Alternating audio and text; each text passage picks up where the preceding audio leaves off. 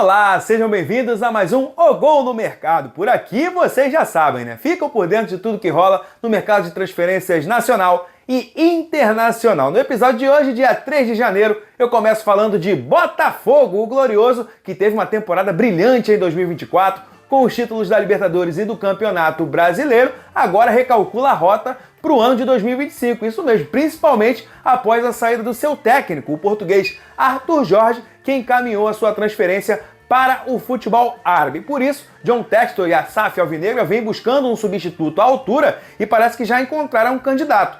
Trata-se de André Jardine. Quem não lembra dele, hoje ele tem 45 anos, foi o técnico da medalha de ouro olímpica do Brasil nos Jogos de Tóquio e atualmente trabalha no futebol mexicano e está muito bem por lá, obrigado, viu? Nos últimos 4 anos ele venceu 3 campeonatos mexicanos, isso mesmo, tricampeonato, e hoje ele comanda o América do México e o time mexicano não quer que ele saia de lá por nada, mas Jardine sinalizou, sentou para conversar com o Botafogo, ou seja, há o interesse, quem sabe, dependendo do projeto que for apresentado pelo Botafogo para o Jardine, dele comandar o Botafogo, por que não, em 2025. Vale destacar que essa proposta oficial ainda não foi apresentada. Houve aquele primeiro contato, aquela entrevista entre botafoguenses e o staff do André Jardine, mas uma proposta oficial não foi apresentada ainda.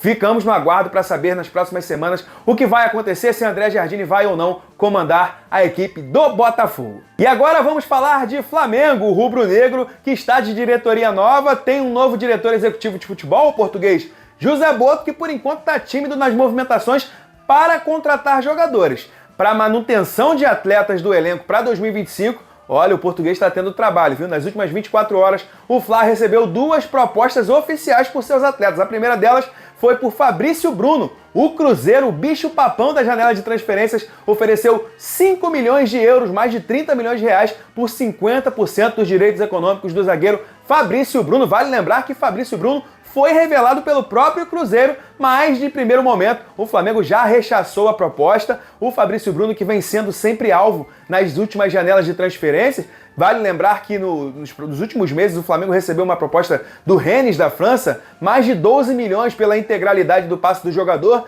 e o rubro-negro também recusou essa proposta. No meio do ano, o Flamengo chegou a se acertar com o West Ham da Inglaterra para vender o Fabrício Bruno, pouco mais de 15 milhões de euros. O jogador chegou a viajar para a Inglaterra, mas não se acertou com os ingleses e a negociação acabou esfriando, voltou para a estaca zero e o Fabrício Bruno seguiu no ninho do urubu. Então, num primeiro momento, o Flamengo recusa essa proposta do Cruzeiro, que deve sentar à mesa com os rubro-negros nas próximas semanas para mudar a oferta, mas a princípio o Fabrício Bruno segue no Flamengo. Além de Fabrício Bruno, quem também está sendo cobiçado nesta janela é o lateral direito, o Wesley, ele que cresceu muito, principalmente no segundo semestre, depois da chegada do Filipe Luís, virou um avião muito bom ofensivamente, ganhou regularidade defensivamente e com esse crescimento, é claro, vem a cobiça do futebol nacional e internacional. Ontem ele recebeu uma proposta oficial do Aston Villa da Inglaterra, que ofereceu cerca de 15 milhões de euros para contar com o defensor, e o Flamengo entendeu que nesse momento ele vale muito mais, está apresentando um futebol mais valioso do que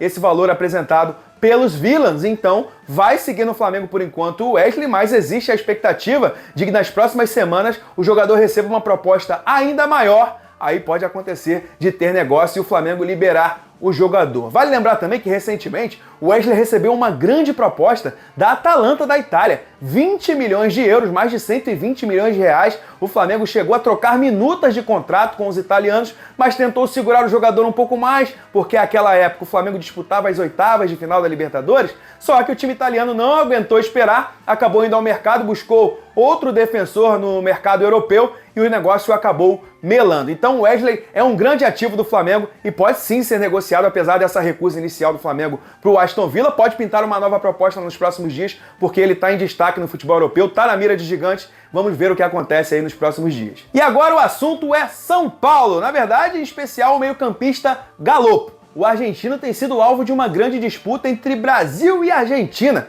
Eu explico para você. Inicialmente, o Santos fez uma proposta de empréstimo para o São Paulo, 1 ano de empréstimo com direito a ter uma cláusula para compra ao fim do vínculo, e estava tudo bem encaminhado. Mas aí nas últimas 24 horas, quem entrou na briga? O argentino River Plate, é isso mesmo, em especial por um pedido do técnico Marcelo Gallardo, que entrou em contato com o próprio staff de Galopo e tentou convencer o jogador a voltar para o solo argentino. Isso balançou um pouco o jogador, é verdade, mas além disso tudo, o River Plate tem um trunfo nessa disputa com os santistas. Ele ofereceu incluir no negócio, ameaçou incluir no negócio o lateral esquerdo Enzo Dias, que chegaria por empréstimo ao tricolor do Morumbi. E isso aí dá um peso ainda maior nessa concorrência com o Santos. O River Plate sai na frente, por quê? Porque o São Paulo está precisando de lateral esquerdo, acabou sofrendo com baixas recentes. O lateral Wellington se despediu do Morumbi para jogar no futebol inglês. O mesmo aconteceu com Jamal Lewis, o europeu, que acabou sofrendo mais uma lesão, não convenceu aqui jogando no futebol paulista, no futebol brasileiro,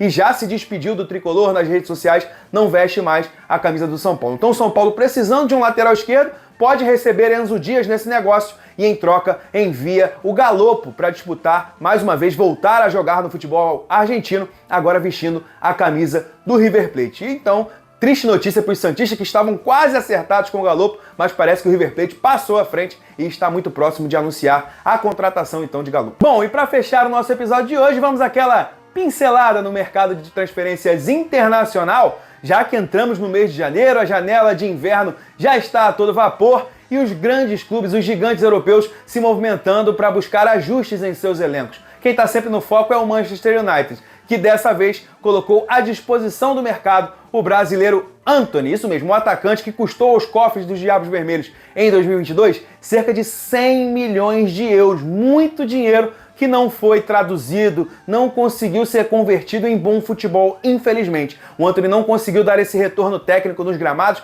por todos os técnicos que passaram nesse período por Old Trafford, em especial agora também com Rubem Amorim. O português chegou a dar algumas oportunidades para ele, mas o Antony não conseguiu se firmar e agora está mais uma vez à disposição do mercado para uma possível transferência. O que pega agora para o Manchester United? Está buscando um pretendente que tenha bala na agulha, condições de arcar com os altos salários de Antony. A gente sabe que ele recebe, os vencimentos dele são bem altos, não é qualquer clube que tem condição de arcar com esses salários. Mas, se o Manchester conseguir encontrar esse clube, vai negociá-lo por um período de empréstimo, talvez até o fim da temporada ou por uma temporada e meia, para quem sabe, após esse vínculo de empréstimo, conseguir a negociação em definitivo, para não se livrar, conseguir pelo menos um retorno financeiro desse investimento que foi feito em 2022 e infelizmente não teve um retorno. Fica aqui o nosso desejo para que o Antony recupere o seu bom futebol, aquele futebol que ele apresentou no São Paulo, no próprio Ajax e na seleção brasileira, que ele encontre o seu caminho, esse é o desejo do Gol no Mercado. E o desejo do Gol no Mercado também, já que é a minha primeira aparição aqui em 2025, é para vocês terem um grande ano, que vocês conquistem tudo que vocês almejam nesse ano de 2025. E eu vou ficando por aqui no episódio de hoje. Sextou para todos vocês. Segunda a gente está de volta com mais notícias de mercado. Até lá!